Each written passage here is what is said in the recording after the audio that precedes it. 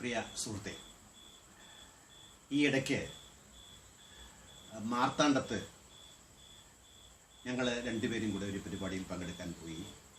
അവിടെ ഒരു ഡോക്ടർ അവിടുത്തെ ഒരു വാരികയിൽ ഒരു ലേഖനം എഴുതി. ഓം മന്ത്രം ചൊല്ലിക്കൊണ്ട് അദ്ദേഹത്തിന് രോഗികളെ ചികിത്സിക്കാൻ സാധിക്കും എന്ന അവകാശവാദം ഉന്നയിച്ചു. അവിടുത്തെ അറിവ് കളഞ്ചിയം എന്ന ഒരു തമിഴ് സംഘടന, ഒരു യുക്തിവാദ സംഘടനയാണ്. അവർ ഞങ്ങളെ വിളിച്ചു പറഞ്ഞു, ഇതിനെ ഒന്ന് കൗണ്ടർ ചെയ്യണം, ഞങ്ങൾ കുറേ ആളുകളെ വിളിച്ചു കൂട്ടുന്നുണ്ട്. അങ്ങനെ ഞാനും അനുജി പ്രേമും ബിൻസിയും കൂടെ അവിടെ പോയി. ഓം ഉച്ചരിക്കുകയാണെങ്കിൽ രോഗത്തിന് കുറവുണ്ടാകുമോ എന്നൊരു വിഷയത്തിൽ ചർച്ച നടത്തി. അവിടെ ഉരുത്തിരിഞ്ഞു വന്ന അഭിപ്രായങ്ങളെ നിങ്ങളുമായി പങ്കുവയ്ക്കാനാണ് ശ്രീ അനുജി പ്രേം എന്നോടൊപ്പം ഇവിടെയുള്ളത്. ഇദ്ദേഹം ഒരു IT വിദഗ്ധനാണ്. അദ്ദേഹം ഫ്രീ തിങ്കേഴ്സിൻ്റെ ഒരു പ്രവർത്തകനും കൂടിയാണ്.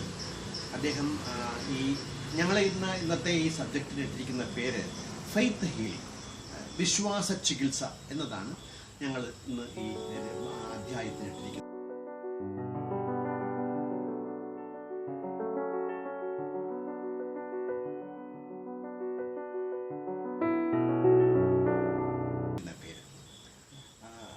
താങ്കൾക്ക് എന്തെങ്കിലും സംശയമുണ്ടെങ്കിൽ ഇതുമായി ബന്ധപ്പെട്ട് ചോദിക്കാം. താങ്കളുടെ അഭിപ്രായങ്ങളും ഇടയ്ക്ക് നിങ്ങൾക്ക് പറയാം. അപ്പോൾ നമ്മളുടെ ഈ പരിപാടിയുടെ പേര് ഫെയ്ത്ത് ഹീലിംഗ് ആണെന്ന് പറഞ്ഞല്ലോ. അപ്പോൾ അതിനെപ്പറ്റി ഒന്ന് വിശദമാക്കാം. അപ്പോൾ എന്താണ് ഫെയ്ത്ത് ഹീലിംഗ്? അതായത് സാധാരണ രോഗത്തിന് ചികിത്സ എന്നുള്ളത് മെഡിക്കേഷൻ അല്ലേ, മരുന്ന് കഴിച്ച് രോഗത്തെ മാറ്റുക എന്നുള്ളതാണ് സാധാരണഗതി. അതിലുപരിയായിട്ട് വിശ്വാസികൾ സ്വീകരിക്കുന്ന ഒരു മാർഗമാണ് ഒന്ന് പ്രാർത്ഥിച്ച്, ദൈവത്തോട് പ്രാർത്ഥിച്ചിട്ട് രോഗം മാറുക. പിന്നെ ഒന്ന് പള്ളിയിൽ ചെന്നിട്ട് പ്രാർത്ഥിക്കുക. പിന്നീട് ചില മരുന്നുകളുടെ ഒന്നും ഉപയോഗം ഇല്ലാതെ പ്രാർത്ഥന കൊണ്ട് മാത്രം മാറ്റാനുള്ള, അതെ, മരുന്നിന്റെ സഹായമില്ലാതെ പ്രാർത്ഥനയും വിശ്വാസവും കൊണ്ട് മാറ്റുന്ന രോഗം മാറുമെന്ന് സങ്കല്പിച്ചുകൊണ്ട് അവർ ചെയ്യുന്നതാണ് ഈ ഫെയ്ത്ത് ഹീലിംഗ് എന്ന് പറയുന്നത്. അപ്പോൾ കെരിസ്മാറ്റിക് ധ്യാനം, ഫെയ്ത്ത് ഹീലിംഗ് ഒരുപാട് തരത്തിലുണ്ട്. ഇപ്പം ഹിന്ദുക്കളുടെ ഇടയിലാണെങ്കിൽ ഓം ഉച്ചരിച്ചുകൊണ്ട് അവർ ഞാൻ ഈ നേരത്തെ സൂചിപ്പിച്ചതുപോലെ രോഗങ്ങളെ മാറ്റാമെന്ന് അവകാശപ്പെടും. ക്രിസ്ത്യാനികളുടെ ഇടയിൽ വളരെ പ്രചാരം ലഭിച്ച ഒരുപാട് ഫെയ്ത്ത് ഹീലിംഗ്, ഇപ്പം താങ്കളുടെ നാട്ടിലൊക്കെ വളരെ കരിസ്മാറ്റിക് ധ്യാന കേന്ദ്രങ്ങൾ പുത്തിരിക്കണ്ടത്തൊക്കെ ഒരുപാട് നടത്താറുണ്ട്. ഒരുപാട് രോഗികൾ വന്ന് സ്വയം ഞങ്ങൾക്ക് മുടന്തു മാറി, അന്ധത മാറി എന്നൊക്കെ അനാവശ്യമായ അവകാശവാദങ്ങൾ ഉന്നയിച്ചുകൊണ്ട് സാക്ഷ്യം പറയുന്ന ഒരുപാട് വീഡിയോസ് നമുക്ക് കാണാൻ സാധിക്കും. ഇനി മുസ്ലിംസും ഇതിൽ നിന്നും വിഭിന്നമല്ല. അതായത് ഖുർആനെക്കുറിച്ച് ഒരു പണ്ഡിതൻ പറയുന്നത്, ഖുർആൻ എന്നുള്ളത് ദൈവിക സന്ദേശം മാത്രമല്ല, അത് ഒരു മരുന്ന് കൂടിയാണ്. അതിനെ എന്തെന്ന് വെച്ചാൽ ഖുർആൻ അക്ഷരങ്ങളെ പ്ലേറ്റിൽ എഴുതും, അരിമാവ് കൊണ്ട് പ്ലേറ്റിൽ എഴുതിയിട്ട് അതിനെ കലക്കി കുടിച്ചു കഴിഞ്ഞാൽ, എൻ്റെ ചെറുപ്രായത്തിലൊക്കെ ഞാനും കുടിച്ചിട്ടുണ്ട്, രോഗം മാറും എന്നാണ് അവകാശപ്പെടുന്നത്. ഇങ്ങനെ രോഗം മാറുന്നതിന് എന്തെങ്കിലും യാഥാർത്ഥ്യമുണ്ടോ ഇതിന് പിന്നിൽ? ആദ്യം രോഗം മാറുമോ എന്നുള്ളതാണ് ഏറ്റവും പ്രധാനമായ വിഷയം. ഇങ്ങനെ ഈ ആളുകൾ എന്തുകൊണ്ട്, ഇത്രയും ആളുകൾ എന്തുകൊണ്ട്? അതാണ് എന്റെ സംശയം. കാരണം ഇപ്പോ രോഗം മാറിയില്ലെങ്കിൽ ആൾക്കാർ പോകാൻ സാധ്യതയില്ലല്ലോ. അപ്പോൾ എന്തുകൊണ്ട് ഇത്രയും ആൾക്കാർ ഇതിന് പുറകെ പോകുന്നു? അതായത് ഇപ്പോൾ ഒരിടത്ത് എന്തെങ്കിലും ഗുണമുണ്ടെങ്കിൽ ആൾക്കാർ പോകത്തുള്ളൂ. അപ്പോൾ വീണ്ടും വീണ്ടും ഈ ആൾക്കാരുടെ എണ്ണം കുറയുന്നില്ല, പക്ഷെ കൂടിക്കൊണ്ടിരിക്കുകയാണ്. ജസ്റ്റ് അവര് വിശ്വാസത്തിന്റെ പുറത്ത് മാത്രം മാറ്റിക്കൊണ്ടിരിക്കുകയാണ്. അപ്പോൾ ആൾക്കാർ കൂടുന്നുണ്ടെങ്കിൽ അതിന് പുറകിൽ എന്തെങ്കിലും ഒരു വിജയ സാധ്യത കാണത്തില്ലേ? തീർച്ചയായിട്ടും. അപ്പോൾ അതെന്താണെന്നൊന്ന് വിശദീകരിക്കാം. ഞാൻ അവിടെ പോയി, അന്ന് താങ്കൾ ഉണ്ടായിരുന്നല്ലോ, ഞാൻ പറഞ്ഞല്ലോ, ഓം മന്ത്രം ചൊല്ലിക്കൊണ്ട് രോഗം മാറുമോ എന്ന് ചോദിച്ചാൽ പല രോഗങ്ങളും മാറാം. വിശ്വാസ ചികിത്സ കൊണ്ട് പല രോഗങ്ങളും മാറുമെന്നല്ല ഞാൻ പറഞ്ഞത്, മാറാം. അപ്പോൾ എന്തെല്ലാം രോഗങ്ങൾ മാറും വളരെ പ്രധാനമായ കാര്യമാണ്. അത് എങ്ങനെ മാറും എന്നുള്ളത് നമുക്ക് രണ്ടാമത് വഴിയെ നമുക്ക് ചിന്തിക്കാം. ഇപ്പം രോഗം മാറും എന്ന് ചോദിച്ചു കഴിഞ്ഞാൽ, മനുഷ്യൻ ഉണ്ടായിട്ട് 2 ലക്ഷം വർഷമായി. അതിനു മുമ്പ് നമ്മൾ പ്രൈമേറ്റുകളായി ജീവിച്ചു. അന്ന് നമ്മൾ പ്രകൃതിയെക്കുറിച്ചോ ആഹാരത്തെക്കുറിച്ചോ ഒന്നും ഇന്നുള്ള ബോധ്യമില്ലാത്ത ഒരു പരിണാമ ദിശയിലൂടെ നമ്മൾ കടന്നു വന്നത്. അപ്പം മരുന്നിനെക്കുറിച്ച് ചിന്തിക്കാൻ യാതൊരു വഴിയുമില്ലല്ലോ. മരുന്നില്ലാതെ നമ്മൾ ഇവോൾവ് ചെയ്ത് വന്ന ജനുസാണ്.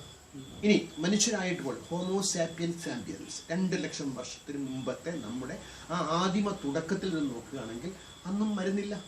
എഴുത്ത്, വായന, ഭാഷ ഇതൊക്കെ ഉരുത്തിരിഞ്ഞ് വന്നതിന് ശേഷമായിരിക്കാം മരുന്നിൻ്റെ ആവിർഭാവം. അപ്പം അതുവരെ നമ്മൾ അങ്ങനെ ജീവിച്ചു.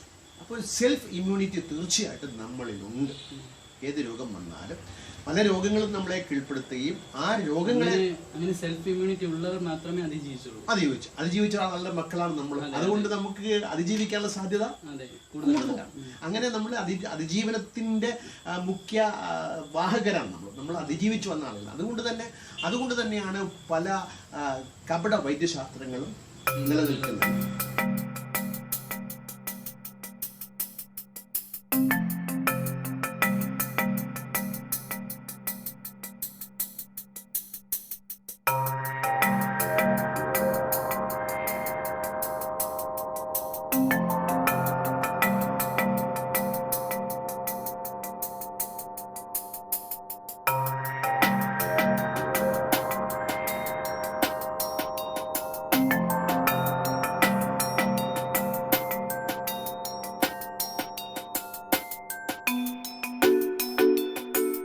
ഇനി 2 തരത്തിലാണ് ഈ രോഗചികിത്സ എന്നാണ് ശാസ്ത്രം പറയുന്നത്. ഒന്ന് പോസ്റ്റ് ഹോക് ഫാലസി.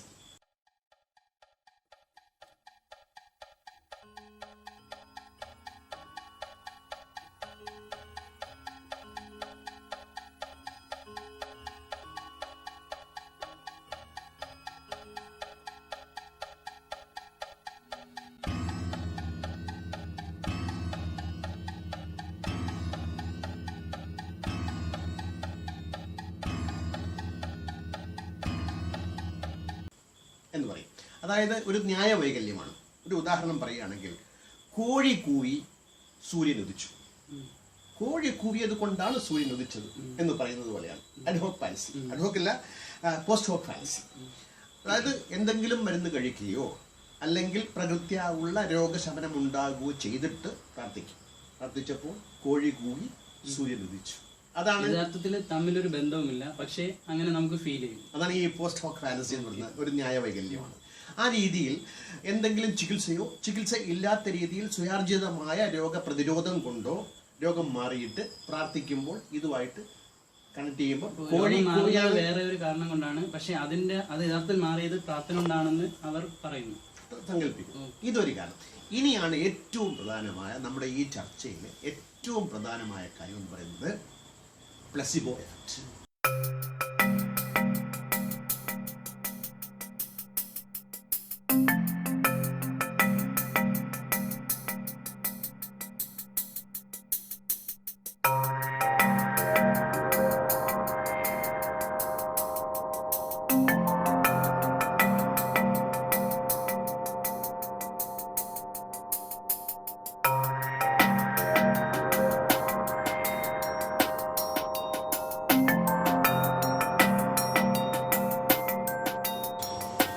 എന്താണ് പ്ലസിബോ എന്ന് ചോദിച്ചു കഴിഞ്ഞാൽ ഒരു ചെറിയ ഉദാഹരണത്തിലുള്ള കാര്യം മനസ്സിലാക്കാം. അതായത് 2ാം ലോക മഹായുദ്ധത്തിൽ ഡോക്ടറുടെ പേര് ഞാൻ എഴുതി വെച്ചിട്ടുണ്ട്.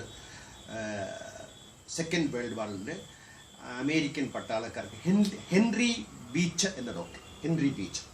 അദ്ദേഹം ഈ 2ാം ലോക മഹായുദ്ധത്തിൽ മുറിവേറ്റ പട്ടാളക്കാർ അങ്ങനെ വേദന കൊണ്ട് പൊളയുമ്പോൾ അവർക്കെല്ലാം മോർഫിൻ കൊടുത്തുകൊണ്ടിരുന്നു. ഏകദേശം പകുതി രോഗികൾക്ക് മോർഫിൻ കൊടുത്തപ്പോൾ മോർഫിൻ തീർന്നു. അദ്ദേഹം അങ്ങോട്ടും ഇങ്ങോട്ടും നോക്കുമ്പോൾ ഒരുപാട് രോഗികൾ അങ്ങനെ വേദന കൊണ്ട് മുറവിളി കൂട്ടുകയാണ്. ഞങ്ങൾക്കും തരൂ ഇഞ്ചക്ഷൻ എന്ന് പറഞ്ഞ് വിളിക്കുകയാണ്. അദ്ദേഹം ഒരു ഉപായം പ്രയോഗിച്ചു. അദ്ദേഹം ചെയ്തു, ഡിസ്റ്റിൽഡ് വാട്ടർ ഇവർക്കെല്ലാം കുത്തിവെച്ചു. അതിശയകരമായ രീതിയിൽ അവരോട് പറഞ്ഞിട്ടില്ല. അവരോട് ഒന്നും ഇത് ഡിസ്റ്റിൽഡ് വാട്ടർ എന്നോ മോർഫിൻ ഒന്നും പറയില്ല. മരുന്ന് കൊടുക്കുന്നു എന്ന വ്യാജേന മരുന്നല്ലാതെ ഡിസ്റ്റിൽഡ് വാട്ടർ കുത്തിവെച്ചപ്പോൾ അവർ പലർക്കും വേദന മാറി. അപ്പോഴാണ് നമുക്ക് യഥാർത്ഥത്തിൽ ഇങ്ങനെ ഒരു എഫക്റ്റ് ഉള്ളത്, പ്ലസിബോ എഫക്റ്റ് ഉണ്ട് എന്ന് നമുക്ക് ബോധ്യം വന്നതിൻ്റെ ഒരു കാരണം അതാണ്. അതായത് അതിൽ ഈ കൊടുത്ത രോഗികളിൽ 40% പേർക്കാണ് മാറിയത്. വളരെ നല്ലൊരു പെർസെൻറ്റേജ് അല്ലേ. 100 പേർക്ക് കൊടുത്തപ്പോൾ 100 പേർക്ക് ഡിസ്റ്റിൽഡ് വാട്ടർ കൊടുത്തപ്പോൾ 40 കൊടുത്തില്ലായിരുന്നെങ്കിലോ എല്ലാവരും വേദന. അപ്പൊ അവിടെ വർക്ക് ചെയ്യുന്ന കാര്യം നിന്ന് അനുവിന് പിടി കിട്ടിയോ? എന്താണ് വർക്ക് ചെയ്യുന്നത്? അവർ മരുന്ന് കിട്ടിയെന്നുള്ള ഒരു വിശ്വാസത്തിന്റെ പുറത്ത് വേദന പോയതായിട്ട് അവർക്ക് ഫീൽ ചെയ്തതാണ്. അതെ, അതായത് പ്ലസിബോയിൽ പറയുന്നത് വെച്ചാൽ ഏറ്റവും കൂടുതൽ വിശ്വസിക്കുമ്പോൾ ഏറ്റവും കൂടുതൽ എഫക്റ്റ് കിട്ടുള്ളൂ. അതാണ് പല മതക്കാരും പറയുന്നത്. നിങ്ങൾ വിശ്വസിക്കൂ, വിശ്വസിച്ചാലേ രോഗം മാറൂ എന്ന് പറയുന്നതിനകത്ത് സബ്സ്റ്റൻസ് ഉണ്ട്. ഇത് വെറുതെ പറയുന്നതല്ല, നിങ്ങൾ വിശ്വസിക്കും. പക്ഷേ അവിടെ അടിവരയിട്ട് പറയേണ്ട ഒരു കാര്യമുണ്ട്. അങ്ങനെയാണെങ്കിൽ ആശുപത്രിയിൽ പ്ലസിബോ എഫക്റ്റ് അല്ലേ, നമുക്ക് എന്തെങ്കിലും മരുന്നിന് പകരം മരുന്ന് കൊടുത്താൽ മതിയോ? പക്ഷെ എന്തൊക്കെ രോഗങ്ങളാണ് ഇങ്ങനെ മാറുന്നു എന്നുള്ളത് വളരെ പ്രധാനമായ കാര്യം. അതായത് പ്രാർത്ഥിച്ചു കഴിഞ്ഞാൽ എന്തെല്ലാം രോഗങ്ങൾ മാറും. ഇപ്പോൾ പുത്തരിക്കണ്ടത്തുള്ള അല്ലെങ്കിൽ നമ്മൾ യൂട്യൂബ് ലിങ്കുകളിൽ കാണുന്ന കരിസ്മാറ്റിക് ഗാനങ്ങളിൽ മുടന്തനായി വന്നിട്ട് നടന്നു പോകുന്ന കാഴ്ച, അന്ധനെ ആളുകൾ താങ്ങിയെടുത്തു കൊണ്ടുവന്നിട്ട് അയാൾക്ക് കാഴ്ച കിട്ടി തിരിച്ചു പോകുന്നു. അതൊക്കെ വെറും വ്യാജ പ്രചരണമാണ്. അതിലൊന്നും യാതൊരു അർത്ഥവുമില്ല. അങ്ങനെ ആർക്കും ചെയ്യാൻ സാധിക്കില്ല. അമേരിക്കൻ ക്യാൻസർ ഇൻസ്റ്റിറ്റ്യൂട്ട് അവർ റിസർച്ച് ചെയ്തുകൊണ്ട് പറയുന്നു, ഇത്തരത്തിലുള്ള പ്രാർത്ഥന കൊണ്ട് ആർക്കും ക്യാൻസർ മാറിയതായിട്ട് ചരിത്രമേ ഇല്ല എന്ന്. നിങ്ങൾ ഗൂഗിൾ ചെയ്ത് നോക്കിയാൽ അറിയാൻ കാണാൻ സാധിക്കും. അങ്ങനെ മാറത്തേയില്ല. അപ്പോൾ എന്തൊക്കെ രോഗങ്ങൾ മാറുന്നു? അപ്പം നമുക്ക് തലവേദനയുണ്ട് എന്നൊരു തോന്നൽ. തലവേദനയ്ക്ക് 100,000 കാരണങ്ങളുണ്ട്. അത് പ്ലസിബോ എഫക്റ്റ് കൊണ്ട് മാറാം. പിന്നെ വയറുവേദനയാണ്, അത് പ്ലസിബോ എഫക്റ്റ് കൊണ്ട് മാറാം. ചെറിയ ശാരീരിക വേദനകൾ, ഇമാതിരി നിസ്സാരവൽക്കരിക്കാവുന്ന രോഗങ്ങൾ പ്ലസിബോ എഫക്റ്റ് കൊണ്ട് മാറാം. ശരിക്കും പറഞ്ഞാൽ നമ്മൾ ഒരു മരുന്നും കഴിക്കാതെ മാറാൻ സാധ്യതയുള്ള രോഗങ്ങൾ പ്ലസിബോ കൊണ്ട് മാറും.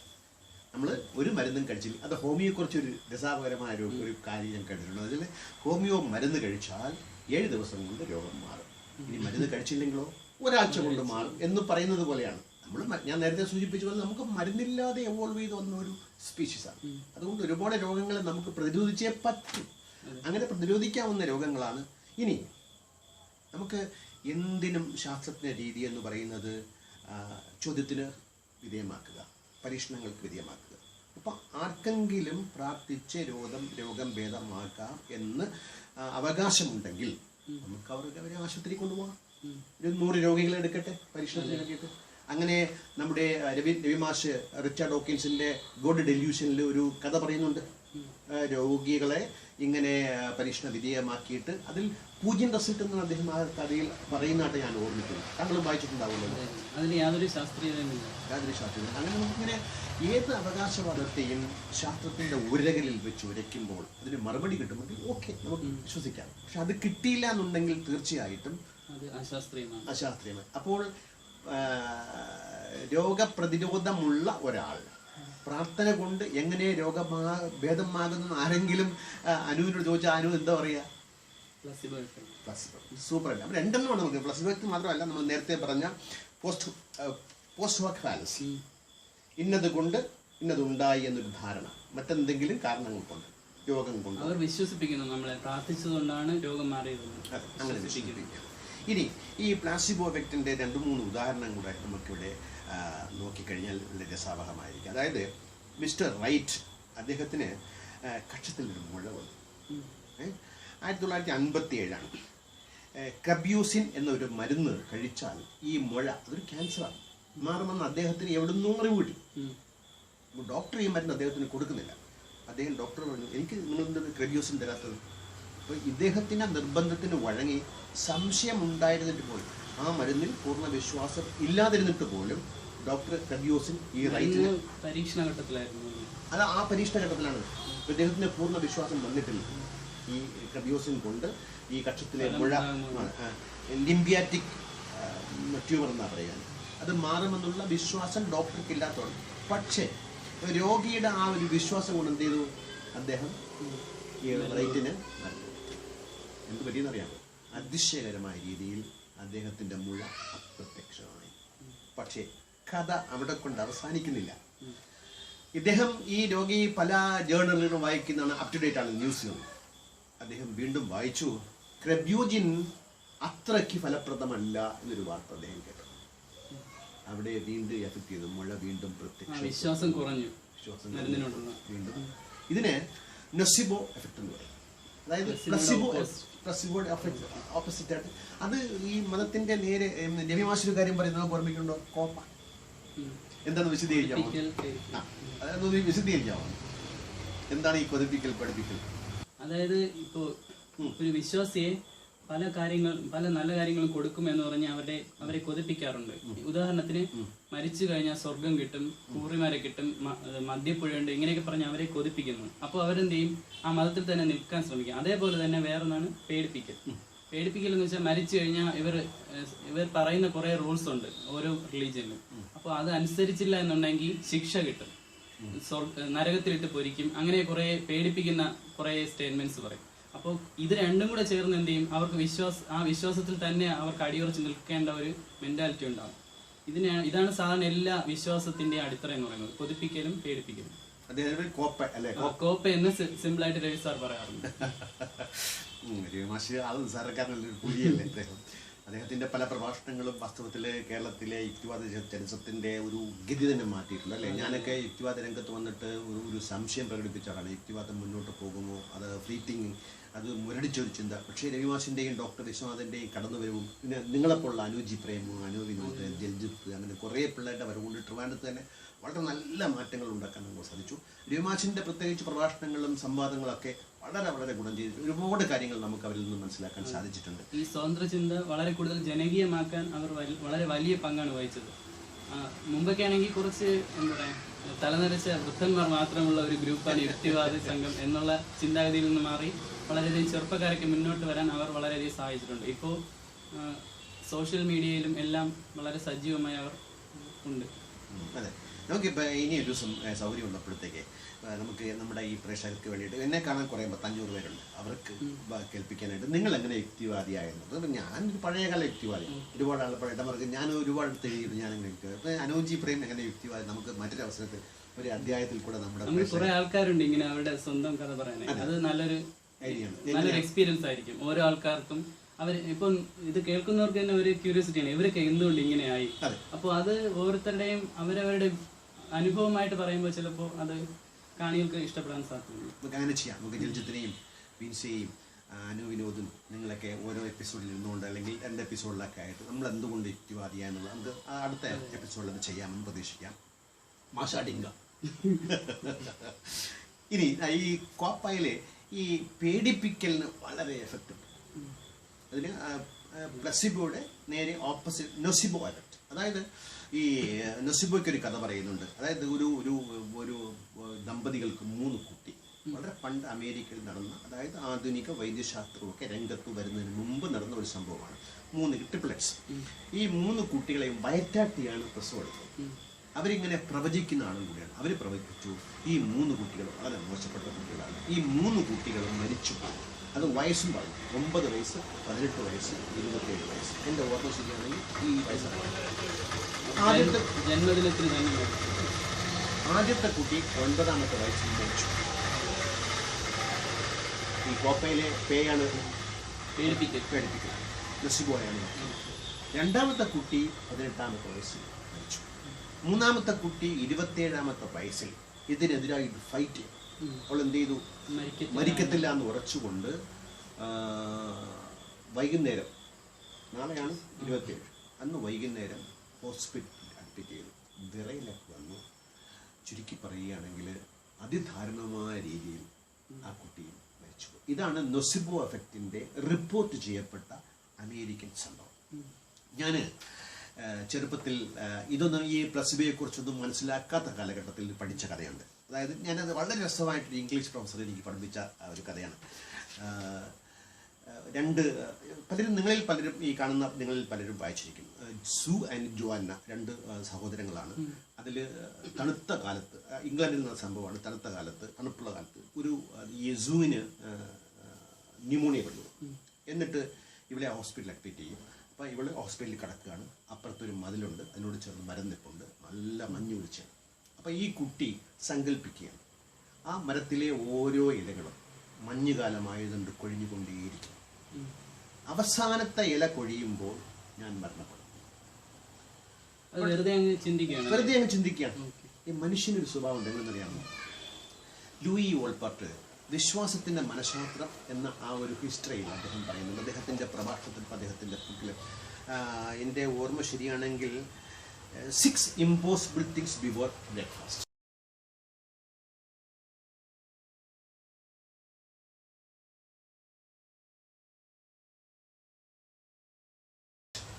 6 ഇമ്പോസിബിൾ തിങ്സ് ബിഫോർ ബ്രേക്ക്ഫാസ്റ്റ്. വളരെ പ്രസിദ്ധമായ ഒരു പുസ്തകമാണ്. വിശ്വാസത്തിൻ്റെ മനഃശാസ്ത്രത്തെക്കുറിച്ച് പ്രതിപാദിക്കുന്ന പുസ്തകമാണ്. അതിൽ അദ്ദേഹം പറയുന്നത് വെച്ചാൽ, എനിക്ക് ഏറ്റവും മറക്കാനൊക്കാത്തൊരു കാര്യമാണ് അദ്ദേഹം പറഞ്ഞത്. എന്നെ സ്വാധീനിച്ചൊരു കാര്യമാണ്. അദ്ദേഹം പറയുന്നത്, നമ്മളിപ്പോൾ ഒരു ഡോക്ടറെ കാണാൻ പോകും ഒരു രോഗത്തിന്. ഡോക്ടറെ കാണുന്നതിന് മുമ്പ് തന്നെ നമ്മുടെ മസ്തിഷ്കം സ്വയമായിട്ട് ഈ രോഗത്തെ ഡയഗ്നൈസ് ചെയ്യും. എനിക്ക് ഇന്നതുകൊണ്ട്, ഞാൻ ഇന്നലെ മറ്റത് കഴിച്ചു അതുകൊണ്ടാണ് ഇന്നത്, അല്ലെങ്കിൽ ഞാൻ മറ്റത് ഇന്ന കാലാവസ്ഥയിലായിരുന്നു, അത് സ്വയം നമ്മൾ ഒരു ഡയഗ്നൈസ് ചെയ്യും. ഇനി ഡോക്ടറെ കണ്ടു കഴിഞ്ഞാൽ ചിലപ്പോൾ ഈ പറയുന്നതുകൊണ്ട് യോജിച്ചായിരിക്കും ഡോക്ടർ ഡയഗ്നൈസ്. അതല്ലെങ്കിൽ ഡോക്ടർ മാറ്റി ഡയഗ്നൈസ് ചെയ്താൽ പോലും ചിലപ്പോൾ രോഗി അത് ഉൾക്കൊള്ളണമെന്നില്ല. അങ്ങനെ ഒരു ഡയഗ്നൈസിങ് മെന്റാലിറ്റി നമുക്കുണ്ട്. അത് ഇതുമായി ബന്ധപ്പെട്ടല്ല, പക്ഷേ ഈ മാറ്റി പറയുകയാണെങ്കിൽ ആ ഡോക്ടർ മോശമാണെന്ന് ചിന്തിക്കാൻ സാധ്യതയാണ്. അപ്പോൾ ഈ കുട്ടി എന്തെന്ന് വെച്ചാൽ, ഈ ഓരോ ഇല വീഴുമ്പോഴും ഞാൻ മരിച്ചു പോകും എന്ന് കരുതിയിട്ട് അങ്ങനെ മതിൽ നോക്കിക്കൊണ്ടിരിക്കുക, ആ മരത്തെ നോക്കിക്കൊണ്ടിരിക്കുക. ഓരോ ഇല വീഴും തോറും രോഗിയുടെ ആരോഗ്യനില കുറഞ്ഞുകൊണ്ടിരിക്കുന്നു. അപ്പോൾ ഒരു ദിവസം വൈകുന്നേരം അവസാനത്തെ ഇലയാണ്. ഈ കുട്ടി കരുതുന്നു, നാളെ വെളുക്കുമ്പോൾ ഞാൻ ഉണർന്ന് ആ മരത്തിൽ നോക്കുമ്പോൾ ആ മരം ശൂന്യമായിരിക്കും, ആ ഇലയും കൊഴിയും, ഞാൻ മരിക്കും. അവരുടെ പൾസൊക്കെ വളരെ താഴോട്ട് വെക്കൊണ്ടിരിക്കുകയാണ്. ഇതിനിടയ്ക്ക് മനഃശാസ്ത്രപരമായി ഇക്കാര്യം ജോഅന്ന മനസ്സിലാക്കുന്നു. ആ കുട്ടി എന്ത് ചെയ്യും? വാസ്തവത്തിൽ ആ ഇല കൊഴിഞ്ഞു, പക്ഷെ അപ്പുറത്തൊരു മതിലുണ്ടെന്ന് ഞാൻ പറഞ്ഞല്ലോ. ആ മതിലിൽ ആ കുട്ടി ഈ ഇലയുടെ ചിത്രം വരച്ചു വയ്ക്കും. അതായത് ഈ കിടക്കയിൽ നിന്ന് നോക്കുമ്പോൾ, ജനാലയിൽ കൂടി നോക്കുമ്പോൾ ഇല കൊഴിഞ്ഞതായിട്ട് തോന്നില്ല, അവിടെ സസ്റ്റെയിൻ ചെയ്ത ഇല നിൽക്കുന്നതായിട്ട് തോന്നും. അങ്ങനെ പിറ്റേ ദിവസം രാവിലെ നമ്മുടെ കഥാപാത്രം സൂ എണീറ്റ് നോക്കുമ്പോൾ ഇല കൊഴിഞ്ഞിട്ടില്ല. നാടകീയമായ രീതിയിൽ ഇവളുടെ ആരോഗ്യം തിരിച്ചു കിട്ടുകയാണ്. പക്ഷേ ഒരു ധാരണ സംഭവം അവിടെ വീണ്ടും ആവർത്തിക്കുന്നു. മഞ്ഞുകാലമായിരുന്നല്ലോ, ജോഅന്ന മഞ്ഞിൽ നിന്ന് ഇല വരച്ചതുകൊണ്ട് അവൾക്ക് ന്യൂമോണിയ പിടിപെട്ട് അവൾ മരിക്കുന്നു. അങ്ങനെ എന്നെ ചെറുപ്പത്തിൽ ആകർഷിച്ച ഒരു കഥയാണ് ഇത്. വാസ്തവത്തിൽ പ്ലസിബോ എഫക്റ്റിൻ്റെ ഏറ്റവും പ്രധാനപ്പെട്ട ഉദാഹരണമായിട്ട് പറയാൻ സാധിക്കും. അപ്പോൾ നമ്മൾ ഈ ആധുനിക വൈദ്യശാസ്ത്രത്തിൽ ഉപയോഗിക്കുന്ന മരുന്നുകൾ, അത് നമ്മൾക്ക് അതിൽ വിശ്വാസം കൊണ്ട് അത് വർക്ക് ചെയ്യുന്നതാവാൻ സാധ്യതയില്ല. യഥാർത്ഥത്തിൽ വർക്ക് ചെയ്യാത്ത മരുന്നുകളും അങ്ങനെ വർക്ക് ചെയ്യുന്നതാവാൻ സാധ്യതയില്ലേ? അത് ശാസ്ത്രീയമായിട്ട് എങ്ങനെയെങ്കിലും അപഗ്രഥിച്ചിട്ട് ആണോ അവർ തരുന്നത്? തീർച്ചയായിട്ടും വളരെ വളരെ പ്രധാനമായൊരു ചോദ്യമാണ് ഈ എപ്പിസോഡിൻ്റെ ഏറ്റവും പരമപ്രധാനമായ ഒരു ചോദ്യം. ഒരു മരുന്ന് നൽകുമ്പോൾ അത് പ്ലാസിബോ എഫക്റ്റ് ആണോ അതോ മരുന്നിൻ്റെ എഫക്റ്റാണോ? ഇതിന് ആധുനിക ശാസ്ത്രം, മോഡേൺ മെഡിസിൻ മെത്തേഡുണ്ട്. RCT, randomised clinical trial, RCT എന്നത്. അതായത് 200 രോഗികളെ എടുക്കുന്നു. അതിൽ 100 പേർക്ക് വയറ്റുവേദനയുള്ള അല്ലെങ്കിൽ ഏതെങ്കിലും ശാരീരിക വേദനയുള്ള, ബ്രൂഫിൻ കൊടുത്താൽ മാറുന്ന രോഗമുള്ള 200 പേരെ എടുക്കും. അതിൽ 100 പേർക്ക് ബ്രൂഫിൻ കൊടുക്കും. 100 പേർക്ക് ബ്രൂഫിൻ ആണോ അല്ലേ എന്ന് പറയാതെ എന്തെങ്കിലും പച്ചവെള്ളമോ ഡിസ്റ്റിൽഡ് വാട്ടറോ ഗ്ലൂക്കോസോ എന്തെങ്കിലും നൽകും. ഇതിൽ രണ്ടാമത്തെ വിഭാഗത്തിൽ, അതായത് മരുന്ന് കൊടുക്കാത്ത വിഭാഗത്തിൽ ഏകദേശം 38-40 പേർക്ക് രോഗം മാറും. പക്ഷെ ഇപ്പുറത്ത് മരുന്ന് കൊടുത്ത ആളുകളിൽ 50-60 പേർക്ക് രോഗം മാറുമെങ്കിൽ എന്ത് നിശ്ചയിക്കാം? മരുന്ന് ശാസ്ത്രീയമാണ്. അതായത് മനുഷ്യരിൽ പ്ലസിബോ എഫക്റ്റ് ഉണ്ട്. അതിലപ്പുറം ഒരു റിസൾട്ട് നമുക്ക് കിട്ടുമെങ്കിൽ ഇതാണ് റാൻഡമൈസ്ഡ് ക്ലിനിക്കൽ RCT എന്ന് പറയുന്നത്. ഇത് ഉദാത്തമായ ആധുനിക ശാസ്ത്രത്തിന്റെ പരീക്ഷണ നിരീക്ഷണങ്ങളുടെ ഒരു ടൂളാണ്.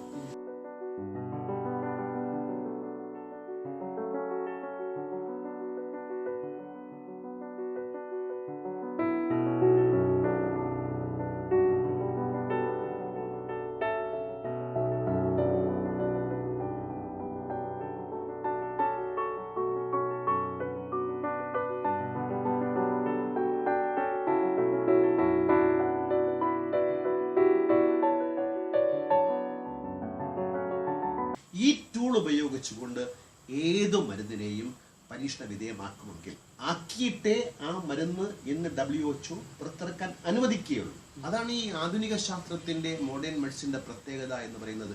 ഈ താങ്കൾ നേരത്തെ ഒരു കാര്യം പറഞ്ഞു, ആളുകളുടെ പ്രവാഹം. വാസ്തവത്തിൽ വിശ്വാസ ചികിത്സയ്ക്കൊക്കെ ആളുകൾ പോകുന്നുണ്ട്. പക്ഷേ ജനസംഖ്യാനുപാതികമായി നോക്കുമ്പോൾ എവിടെയാണ് തിരക്ക്? ആശുപത്രി, മെഡിക്കൽ കോളേജിലോ അല്ലെങ്കിൽ സ്വകാര്യ ആശുപത്രികളിലോ. ഇപ്പം പ്രാർത്ഥിച്ചു രോഗം ഭേദമാക്കാം എന്ന് അവകാശപ്പെടുന്ന ആളുകൾ ക്യാൻസർ രോഗിയെ മാറ്റട്ടെ, അങ്ങനെ അവകാശപ്പെടുന്നുണ്ട്, മാറില്ല. എയ്ഡ്സ് രോഗിയെ മാറ്റാൻ സാധിക്കുമോ?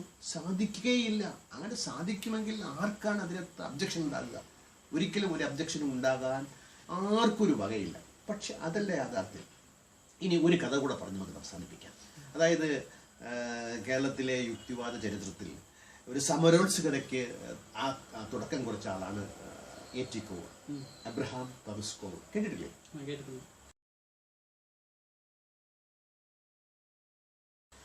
അദ്ദേഹത്തിന്റെ പുസ്തകത്തിൽ ഒരു കഥ വിവരിക്കുന്നുണ്ട്. തിരുവല്ലക്കാരനാണ് അദ്ദേഹം. തിരുവല്ലയിൽ നിന്ന് ഡൽഹിയിലേക്ക് വണ്ടി കയറുന്നു. അപ്പം നാട്ടുകാരൊക്കെ ചേർന്ന് പറഞ്ഞു, ഗംഗയിൽ നിന്നും അല്പം ജലം നിങ്ങൾ കൊണ്ടുവരണം. അപ്പം എൻ്റെ കുട്ടിക്കാലത്തൊക്കെ ഒരു കാര്യമുണ്ടെന്ന് പറയുന്നത് സംസം വെള്ളം എന്ന് പറയും. അതായത് സൗദി അറേബ്യയിലെ മക്കയിലെ ഒരു കിണറാണ് സംസം.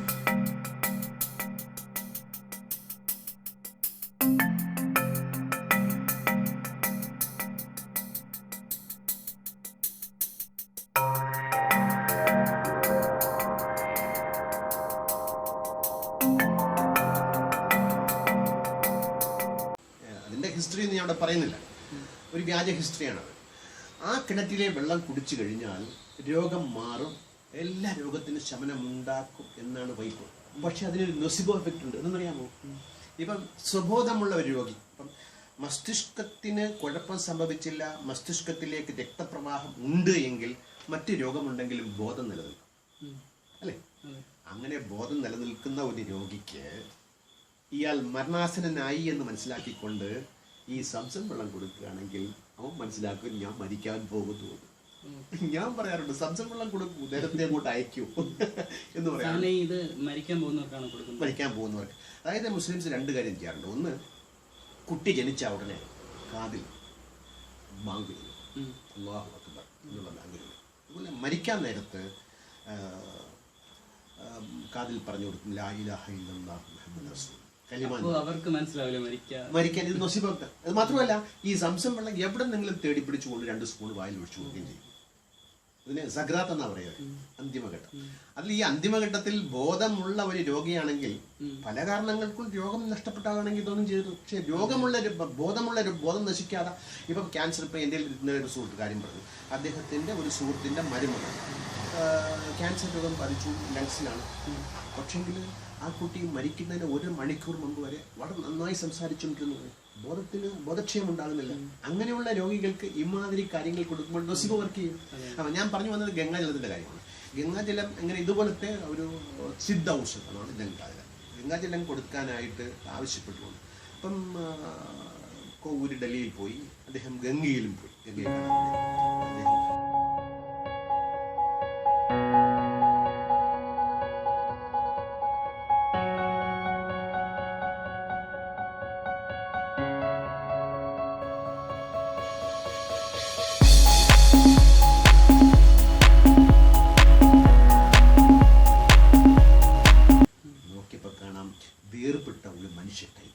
ഒരു ശവശരീരത്തിൻ്റെ കൈ ചുറ്റും അദ്ദേഹം നോക്കിയപ്പോൾ അങ്ങേക്ക് അറിയാമെങ്കിലും അദ്ദേഹത്തെ അതിശയിപ്പിക്കുന്ന രീതിയിൽ ശവങ്ങൾ മൂടിക്ക് നടക്കുകയാണ്.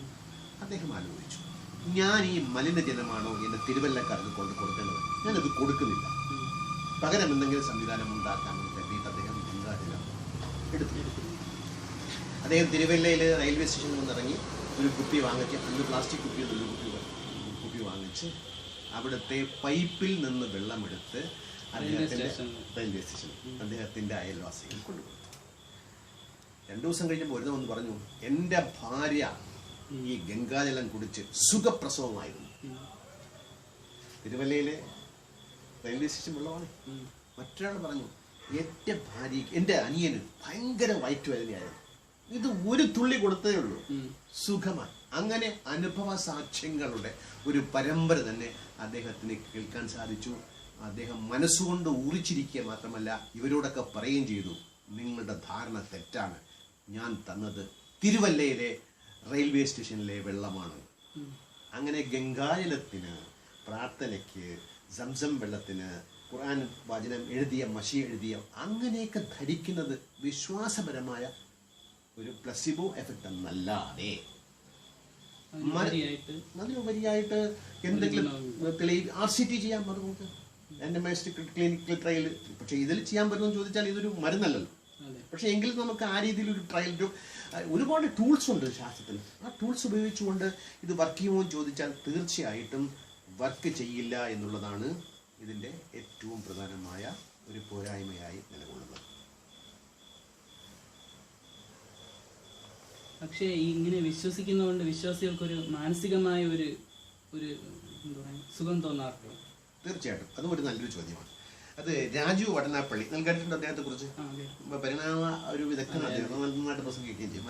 അദ്ദേഹത്തിൻ്റെ ഒരു കഥ, ഈ പലരും കഥ പറയുമ്പോൾ ഒരു സ്റ്റോറി ടെല്ലിംഗ് അല്ലേ, നമ്മൾ സ്റ്റോറി ടെല്ലിംഗ് എന്നാണ് pattern seeking and story telling എന്നിവയായതുകൊണ്ട് സ്റ്റോറി ടെല്ലിംഗ് ഒരുപാട് കഥകൾ നമുക്ക് മനസ്സിൽ എപ്പോഴും തങ്ങിപ്പോകും. അതുകൊണ്ടാണ് ഞാനിവിടെ ഒരുപാട് കഥകൾ നിങ്ങളോട് പറയാം. അദ്ദേഹം ഒരു കഥ പറയും.